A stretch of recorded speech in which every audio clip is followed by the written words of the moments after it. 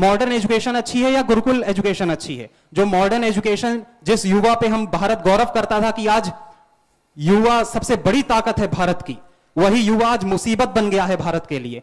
एक आंकड़े अनुभव में आए हैं कि 84% युवा आज नशे के लत में बिगड़ गए हैं पंजाब के, और युवा कई नौकरी के लिए परेशान है, कि कोई जॉब के लिए परेशान है, कोई अय्याशी कर रहा है, कोई वैलेंटाइन डे मना रहा है। और जो पढ़ने में तेज हैं, जिनकी तीव्र बुद्धि है, वो आईएएस, आईपीएस और फूड इंस्पेक्टर और पता नहीं क्या क्या एमएनसी में नौकरी कर रहे हैं। नहीं, नौकरी करना सही है, मैं मना नहीं कर रहा हूं, लेकिन उनके लिए सही नहीं है जिनको ये मार्ग समझ में आ चुका है। वो जिनको नहीं समझ में आया है वो ये कर सकते हैं, वो करें, भले करें। जब समझ में आएगा तो लौट के तो इसी श्रेय पथ पे, साधना पथ में जीवन का समाधान ढूंढने के लिए आना ही होगा। परंतु जिनको समझ में आ गया है, जिनके पास कोई आग्रह नहीं बचा, कोई बहाना नहीं बचा, उनको तो तुरंत निकल के आना चाहिए। क्या पता हमारी ये इच्छा कब ना बन पाए इरादा। तो इरादे को हमें मजबूत करना है, और जब भी ये दृढ़ निश्चय हो जाए कि हाँ इसी में मेरा फायदा है, तो पूरा निकल पड़ना है घर से। अगर आज नहीं कर पाएंगे तो फिर कभी नहीं कर पाएंगे। इतना अनुकूल अवसर हमें और कहीं नहीं मिल पाएगा, अभी नहीं तो कभी नहीं हो पाएगा। आप नहीं करोगे तो और कौन करेगा, और किससे अपेक्षा करोगे आप? आपका सबसे बड़ा भरोसा आप खुद हो। आप अपने खुद को बना सकते हो, आपका नियंत्रण आप पे खुद पे है, और किसी पे आपका नियंत्रण नहीं है। और अगर आप कहो कि 200 साल बाद ही कुछ हो पाएगा, तो ऐसा कुछ नहीं है, आज भी हो सकता है, परंतु पूर्ण पुरुषार्थ उसके लिए हमें करना पड़ेगा। पुरुषार्थ से बच के तो हम सांसारिक वेगों में बह सकते हैं। साधना करने वाले साधक में इतनी शक्ति आ जाती है, इतना आत्मविश्वास आ जाता है, दृढ़ संकल्पित हो जाता है वो कि वो कुछ भी कर सकता है। वो जो ठानेगा वो करके रहेगा, उसके निर्णय में स्थिरता रहती है, उसके परिणाम में संतोष रहता है। वो कभी भी डगमगाता नहीं, चाहे कितनी भी बड़ा तूफान उसके सामने से दुखों का आ जाए, पहाड़ टूट पड़े, वो कभी भी डिगेगा नहीं अपने रास्ते से। यह श्रेय पथ पे चलने वालों का एक गुण है।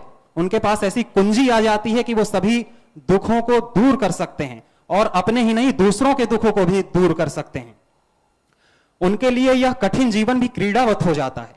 वो खेल की तरह इस जीवन को आराम से जीते हैं। परंतु जब कोई सांसारिक व्यक्ति इस जीवन को क्रीड़ावत खेलता है, तो वो विनाश की ओर इस जीवन को ले जाता है। इस जीवन से खेलिए मत, अपना समय बर्बाद मत करिए, यह बहुत बहुमूल्य है। क्या पता यह सामर्थ्य या स्वास्थ्य बाद में हो ना हो, यह अनुकूल अवस्था या अनुकूल परिस्थिति कल हो ना हो। तो हमें आज ही कदम उठाना है। यह जो युवा की बात मैंने की, जो आज बिगड़ रहा है, यह पढ़ा लिखा ही समाज है जो कि यह क्राइम, ऑर्गेनाइज्ड क्राइम कर रहा है। यह विदेशों का बहुत बड़ा षड्यंत्र है युवाओं के प्रति, कि भारत की जो शक्ति है उसको कमजोर किया जाए, उसको ऐसी शिक्षा दी जाए जो सिर्फ यहां की हो, यहां की ना हो। आज सिर्फ दिमाग तेज कर दिया जाता है, उसकी तीव्र बुद्धि तो बना दी जाती है, लेकिन उनमें शुद्ध भावनाएं नहीं जगाई जाती कि वो कुछ अच्छा सोच सकें, भक्ति कर सकें। अपनी गुरु भक्ति, मातृभक्ति, पितृ के प्रति भक्ति और अपने देश के प्रति भक्ति उनमें जागृत नहीं हो पाती। वो केवल इतनी खतरनाक अवस्था में चालाक हो जाते हैं कि वो फिर क्राइम की ओर मुड़ जाते हैं। इसे कहते हैं ऑर्गेनाइज्ड क्राइम, जो एक ऑर्गेनाइज्ड तरीके से किया जाता है। जैसे कि कई सारे पासपोर्ट इशू कर दिए जाते हैं, कई राशन कार्ड इशू कर दिए जाते हैं जो भारतवासी नहीं है उनके प्रति भी, सिर्फ वोट बैंक को भरने के लिए। तो आतंकवाद इसी से फैलता है। मैं पूछता हूं कि कौन है आतंकवादी? जो पासपोर्ट ले रहा है वो है, या जिसने पासपोर्ट इशू कर दिया वो है आतंकवादी? वो पढ़े लिखे समाज का ही एक परिणाम है, जो इस मॉडर्न एजुकेशन से ही निकला है। आज जितने भी लेजिस्लेचर हैं उनमें 34%, यह आंकड़ा गलत भी हो सकता है, 30 हो सकता है, पर 30 से नीचे नहीं, 30% के प्रति भारी क्रिमिनल रिकॉर्ड है। और उनको, जिनको हम अपने बच्चों का गार्जियन नहीं बना सकते, उनको हम देश का गार्जियन कैसे बना देते हैं? हम पढ़े लिखे हैं फिर भी हम भेद नहीं कर सकते। तो यह भी इसी पढ़े लिखे समाज का ही एक नतीजा है कि हम सही निर्णय नहीं ले पाते। शिक्षित आदमी हमेशा सही निर्णय लेगा, और गुरुकुल का लड़का हमेशा सही निर्णय लेगा। गुरुकुल के लड़के को आपने कभी सुसाइड करते हुए नहीं देखा होगा, किसी ने भी सुसाइड करते हुए नहीं देखा। परंतु आज जो मॉडर्न एजुकेशन है उसमें चाहे वो 90% भी ले आए, उसकी चाहे कैंपस प्लेसमेंट न लगे, और चाहे वो अपने किसी भी अफेयर में या जो लव अफेयर करते हैं उसमें अगर वो सक्सेसफुल ना हो पाए तो वो तुरंत आत्महत्या कर लेते हैं। इतने कमजोर दिल के होते हैं वो, क्योंकि उनको शिक्षा दी ही नहीं गई यहाँ की। गुरुकुल में सर्वांगीण विकास होता है, चाहे वो आपकी शरीर हो, चाहे मनोमय कोश हो, मन का हो, चाहे बुद्धि के स्तर का हो, तीनों स्तर का पूर्ण सर्वांगीण विकास होता है गुरुकुल में। जिसको आप पूरी दिनचर्या में देख सकते हैं, वो हमारे आचरण में आपको दिख रहा होगा, वो गुरुजनों के आचरण में आपको दिख रहा होगा, वो हमारी बुद्धिमत्ता में आपको आगे दिखेगा और अभी भी दिख रहा होगा। तो गुरुकुल और मॉडर्न एजुकेशन का कोई मेल नहीं। यह एजुकेशन बनाई ही इसीलिए गई थी मैकॉले के विचार द्वारा कि भारत की जड़ों को नाजुक कर दिया जाए, कि भारत को गुलामी में हम यहां से चले जाएं, परंतु भारत के लोग मानसिक गुलामी में जिएं। जो पढ़े लिखे लोग हैं वो भी एमएनसी में, बीपीओ में हमारे लिए ही काम करें, और नहीं तो फिर वो लक्ष्य से भटक जाएं, उनमें कोई चारित्रिक बल ना हो, उनमें कोई वैदिक शिक्षा ना हो। आज यह पुनः वैदिक शिक्षा जागृत हुई है स्वामी जी के आशीर्वाद से, तो हम इसका पूर्ण लाभ लें, अपने जीवन को पुनः साधना पथ पे चलाएं, अपने जीवन को सार्थक बनाएं। हम सब कुछ कर सकते हैं, हम पूरे विश्व को बदल सकते हैं, सिर्फ समाज को, सिर्फ भारत को नहीं। आज पूरा समाज मुंह बाए खड़ा हुआ है कि कोई आएगा मेरी रक्षा करेगा। हम में वह सामर्थ्य, हम में वह शौर्य है कि हमें यह जगाना है इस शौर्य को, और हम सब कुछ कर सकते हैं, सब कुछ कर सकते हैं। हम अपने ऊपर विश्वास रखिए। और मैं उन लोगों से बात कर रहा हूं जिनमें विश्वास तो जागृत हो गया है कि यह गलत रास्ता है, साधना पथ का सही रास्ता है, परंतु एक अज्ञात भय उनको डरा रहा है कि कहीं मैं गलत तो नहीं कर रहा। मैं पूर्ण विश्वास से कह रहा हूं आप बिल्कुल सही कर रहे हो। आप आगे बढ़ो, आपको इस रास्ते में पूर्ण आनंद मिलेगा और पूर्ण लक्ष्य की प्राप्ति भी होगी। आप पूर्ण संतुष्ट होंगे अपने इस विचार से, अपने इस निर्णय से। चाहे कोई भी रोके, चाहे कोई भी टोके, जिसमें हमें अपना भला दिखता है हम वो करके रहते हैं, और इससे बाद में हमारे माता पिता को गौरव होगा, हमारे पड़ोसियों को गौरव होगा कि हमारे बगल का लड़का कुछ कर गया देश के लिए, समाज के लिए। जो जागे हैं वो जब जागेंगे तब आएंगे, लेकिन जो जाग चुके हैं उनको इसी वक्त घर से निकलना होगा। तो आप गंभीर विचार करना शुरू कर दीजिए अपने भविष्य के प्रति। कोई भी दोगलापन नहीं चलेगा कि मैं चाहता तो कुछ हूं और मैं कर कुछ और रहा हूं, मैं अच्छा मानता कुछ और हूं लेकिन मैं कुछ और रहा हूं। तो ये दोगलापन अब नहीं चलेगा। विचार गंभीर होने चाहिए अपने जीवन के प्रति। यह जीवन बड़ी मुश्किल से मिला है और इसे सफल करें। परमात्मा भी आपकी बाट जोड़ रहा है कि यह लड़का कुछ करेगा, मुझको पाएगा। अपने जीवन को सफल करिए, मेरी यह शुभकामना है। ओम शम।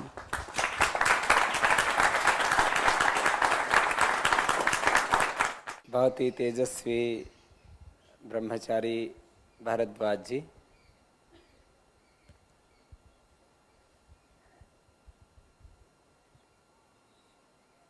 ये ब्रह्मचारी कुछ वर्षों से हमारे पास में है। हमने इसको सभी सेवाओं में नियुक्त करके देखा, संगठन में भी लगाया, कुछ आंतरिक सेवाओं में भी लगाया। हमारे श्रद्धेय गुरुदेव ने जब इनको देखा तो कहा कि स्वामी जी ब्रह्मचारी तो मुझे दे दो। मैंने कहा आप क्या करोगे? मैं इसको अष्टाध्यायी पढ़ाऊंगा। हमने अष्टाध्यायी में लगा दिया। जहां लगाया वहीं इसको खरा पाया, और मैं देख रहा हूं जितनी शीघ्रता से दिव्यता इस ब्रह्मचारी में घटित हो रही है, उसको देख करके मुझे लगता है कि भारत का वर्तमान और भारत का भविष्य सुरक्षित है। क्योंकि एक एक ब्रह्मचारी जब इतना तेजस्वी होगा तो इस धरती पर अशुभ रह ही नहीं सकता।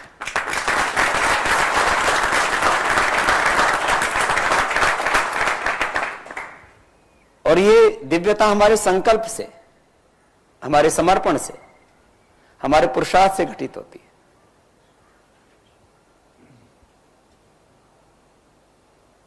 एक एक वाक्य में युवा मन में इतना निश्चय और एक निष्कर्ष पर पहुंचना एक ख्वाब जैसा लगता है। ये ब्रह्मचारी यहां से कोई भाषण नहीं दे रहे, ये जिसको जी रहे हैं उसको अभिव्यक्ति दे रहे हैं। भाषण तो छोटे बच्चे से भी आप दिला सकते हैं रटवा करके, लेकिन जीवन और जगत की शाश्वत सत्यों की आंशिक या पूर्ण रूप से अनुभूति करना और फिर उसको अभिव्यक्ति देना,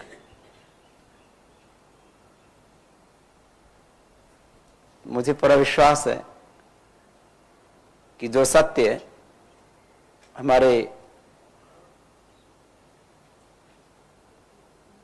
तेजस्वी ब्रह्मचारी, जितेंद्रिय ब्रह्मचारी, विद्वान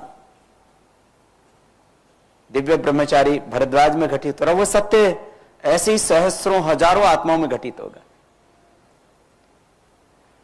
मैंने एक दिन गुरुदेव बैठे हुए थे, श्रद्धाचार्य बागशन जी,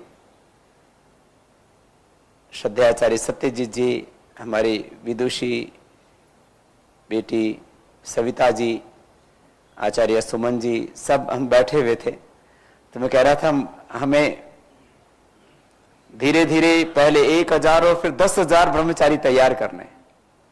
तो अनेक ने मुझसे प्रश्न पूछा, इतने ब्रह्मचारी लाओगे कहां से? मैंने कहा इस धरती पर 700 करोड़ लोग हैं, 700 करोड़ में क्या 10,000 ब्रह्मचारी भी नहीं मिलेंगे। और हमने सभी प्रकार के प्रयोग किए हैं।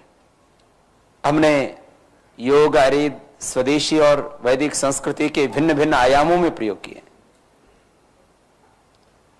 आंदोलन के भी प्रयोग किए, संगठन के भी प्रयोग किए, शिक्षा के भी प्रयोग किए।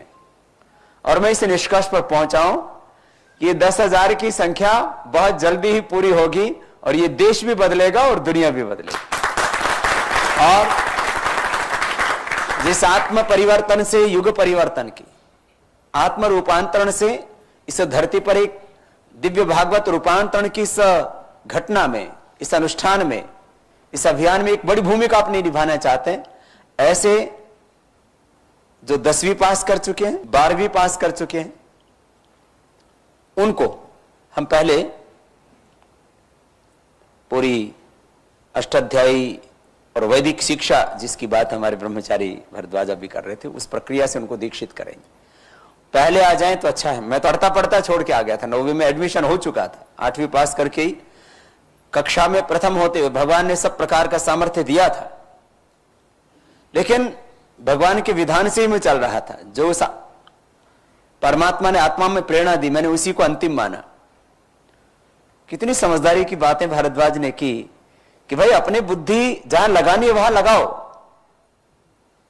कपड़े तुम्हें कैसे पहनने, इसमें तुम बुद्धि लगा सकते हो। ब्रह्मचारी तो ठीक है, वो तो इन आकर्षणों से परे उठ गया, लेकिन एक सामान्य संसार का व्यक्ति कैसे उसको घड़ी खरीदनी, कैसी गाड़ी खरीदनी, कैसा मोबाइल खरीदना है, कैसे उसको साड़ी खरीदनी है, कैसे वस्त्र खरीदने हैं, इसमें अपना दिमाग लगा सकता है। लेकिन एजुकेशन सिस्टम जिसमें करोड़ों करोड़ों वर्षों से हमारे करोड़ों करोड़ों ऋषि मुनियों ने पुरुषार्थ किया, उसमें अपना हम दिमाग लगाएं और ये कहें कि वैदिक शिक्षा श्रेष्ठ है कि आधुनिक, और हम फिर संशय भ्रम में उलझ जाएं। हमें भरोसा होना चाहिए कि कोटि कोटि ऋषि मुनियों ने जिसको जिया है वो सर्वश्रेष्ठ है ही। हमें और जीवन के विभिन्न सत्य हैं जिनका हमें निष्कर्ष निकालना हो तो निकालें, लेकिन भगवान का सत्य क्या है, भगवान का सत्य स्वरूप क्या है, उसकी प्राप्ति कैसे होगी, ये उपाय तो कोई श्रोत्रिय ब्रह्मनिष्ठ आत्मवेत्ता ऋषि ही तो बताएगा हमें। तो हमें हमारा जीवन कैसा होना चाहिए ये तो उनसे पूछे ना, जिनका जीवन उन्नत है। तो ऐसे कितने निष्कर्ष एक युवा ब्रह्मचारी ने अपने जीवन के आपसे कहे, और मुझे पूरा विश्वास है जो युवा मन है वो भी सोचेंगे कि उनको जीवन किसके लिए जीना है, और ये जीवन बेशकीमती है, बेशकीमती है। हम इसको बड़े उद्देश्य के लिए जिएं, और अंत में वही बात कि भाई अब ये सारी सृष्टि, सारी दिव्य शक्तियां, स्वयं भगवान हमारी प्रतीक्षा कर रहे हैं कि कब मेरी ये संतानें ऊंचा उठेंगी, कब मैं उनको अपनी दिव्यता दूंगा, कब मैं उनको अपनी अपरिमित शक्तियां दूंगा, जिस मंत्र को आप रोज पढ़ते रहते हो, अहमेव स्वयं इदम वदामि जुष्टम देवीभिरुतमानुषे भी यम कामयितम तम उग्रम कणोमितम ब्रह्मांडम तम ऋषिम तम सुमेधम। तो भगवान के अनंत के द्वार हमारे लिए खुले हुए हैं, और पतंजलि योगपीठ के द्वार आपके लिए खुले हुए हैं। जो 10वीं 12वीं पढ़ चुके हैं, जो हमारे ब्रह्मचारी भरद्वाज और अन्य हमारे जो यहाँ तेजस्वी ब्रह्मचारी, उनकी तरह जो BA MA या BCom BSc MSc BTech MTech तमाम तरह के जो डिग्री और बड़ी बड़ी उपाधियां जो ले चुके हैं, लेकिन फिर भी उनको जीवन का अंतिम सत्य जो है वो वहाँ नहीं मिला संसार में, वो यहाँ आकर के इस सेवाव्रती प्रकल्प से, इस जो हमने 4 वर्ग बनाए हैं, सेवा वर्ग, दर्शन वर्ग, शास्त्र वर्ग और अष्टाध्यायी वर्ग, वैदिक परंपरा, ये ऋषियों की परंपरा, इस पूरी ज्ञान परंपरा में शिक्षित दीक्षित होकर के आगे बढ़ना चाहते हैं। उनका हम आह्वान करते हैं। रामनवमी और गुरु पूर्णिमा हमने 2 ही अवसर चुने हुए हैं कि आए और एक बहुत बड़ी इस ईश्वरीय योजना में अपनी भूमिका निभाएं। जैसा कि पूज्य गुरुवर ने कहा, निश्चित रूप से जिनके शीश पर ईश का आशीष, गुरु आशीष है, उनको लेस मात्र भी क्लेश नहीं हो सकता। जैसा ब्रह्मचारी बोलता है, जैसा उसके मन में है, वैसा वो करता है।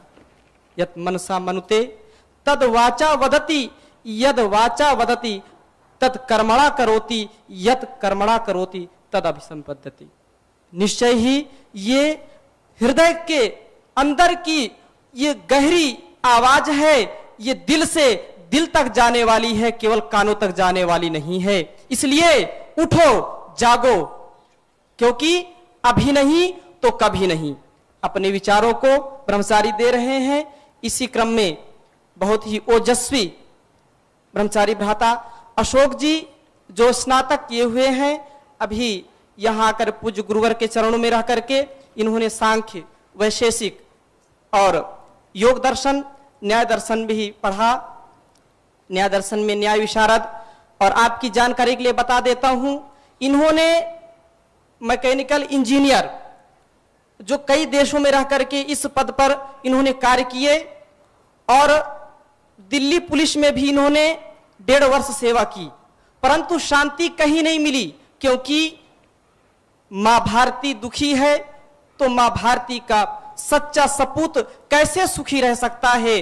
गुरुवर के आह्वान में इस आर्ष परंपरा में दीक्षित शिक्षित होने के लिए आ गए और अभी गुरुवर के चरणों में अपना पूरा जीवन समर्पित कर दिया है।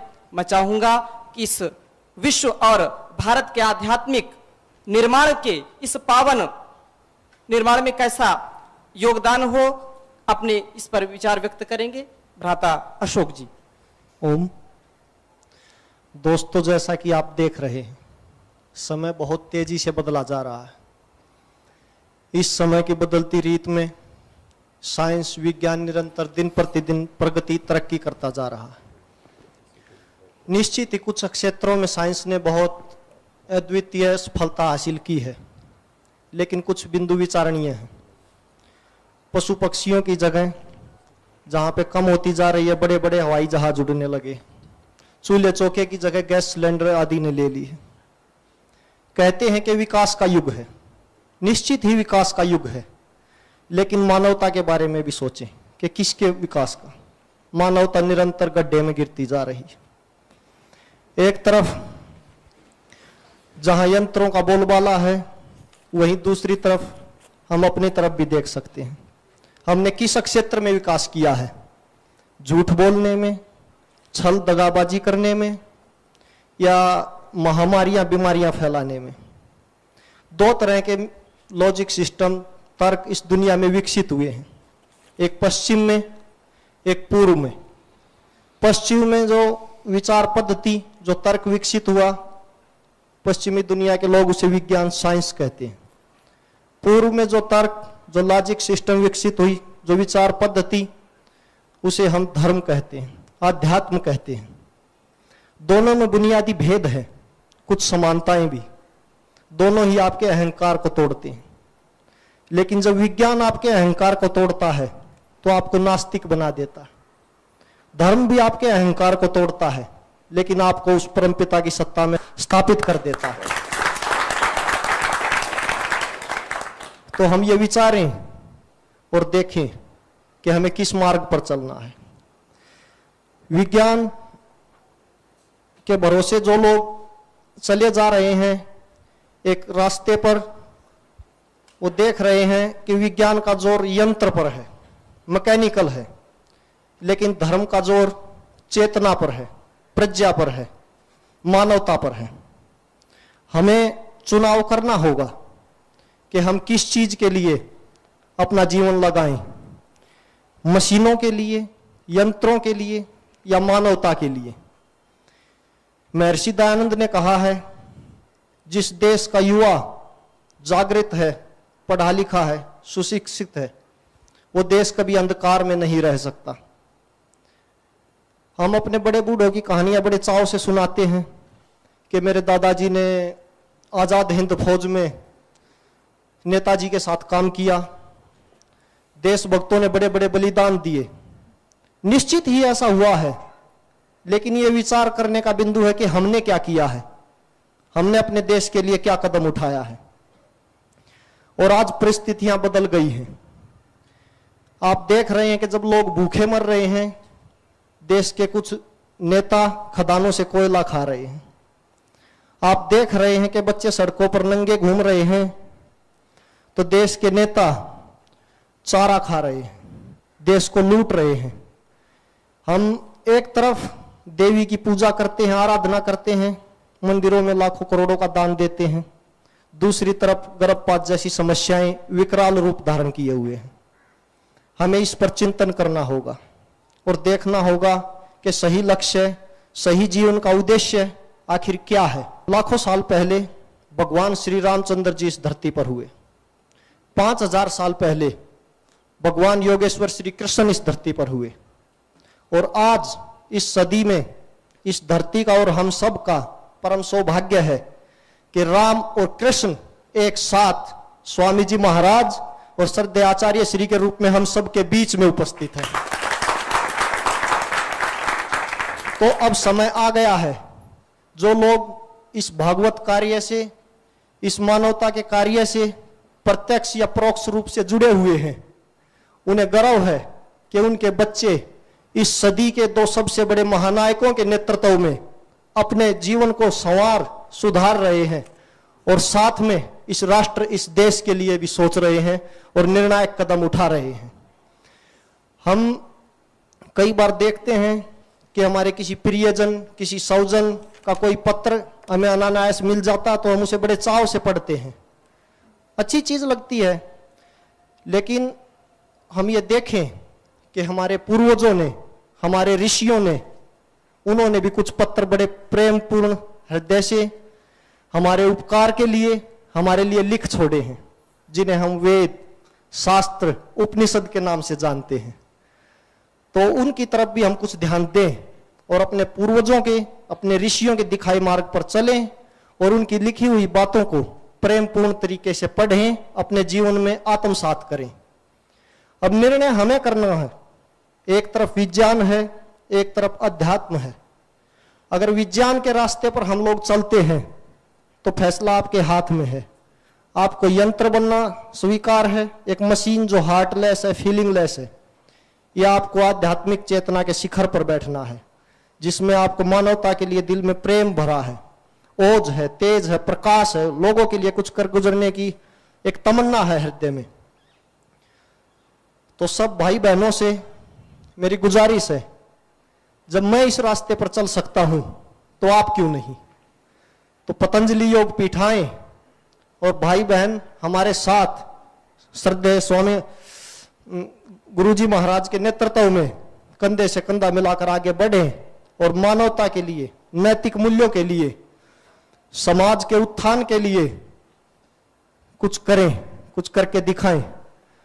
तो अंत में ऋषियों के प्रति, गुरुओं के प्रति, हमारे पूर्वजों के प्रति कृतज्ञता और एक आशा और एक उम्मीद युवाओं से, भाइयों बहनों से कि वो इस रास्ते पर आगे बढ़ेंगे और मानवता को एक नई दिशा देंगे। ओम।